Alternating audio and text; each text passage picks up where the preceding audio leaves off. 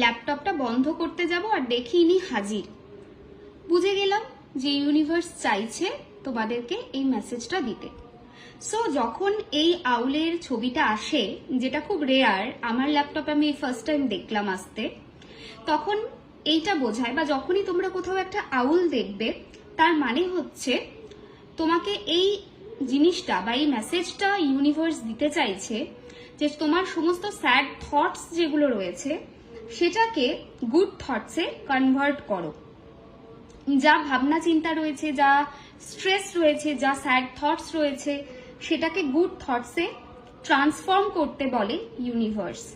এবং যখনই আউলের কোনো ছবি বা আউল ডাইরেক্টলি তুমি দেখতে পাবে, তখন মনে মনে 5 মিনিট বলবে all divine crystal together divine light. এটা যদি 10 মিনিট পাঠ করো, দেখবে ভীষণ ভালো রেজাল্ট পাবে, আর সত্যি করেই সমস্ত স্যাড থটস পজিটিভ থটসে কনভার্ট হবে। নিশ্চয়ই তোমরা কিছু মানুষ এখন ভিডিওটা দেখছো যারা কারেন্টলি স্যাড থটসের মধ্যে রয়েছো, আর ইউনিভার্স তোমাকে এই মেসেজটা দিতে চায়, যেখানে সে বলতে চাইছে কেন তুমি চিন্তা করছো, সমস্ত জিনিসটা পরিবর্তনশীল এবং পরিবর্তন হতে যাচ্ছে। তুমি চেষ্টা করো তোমার স্যাড থটসটাকে পজিটিভ থটসে কনভার্ট করার। এইটাই তোমার জন্য আজকের মেসেজ, যেটা এই আউলের মধ্য দিয়ে ইউনিভার্স তোমাদের দিতে চাইছে।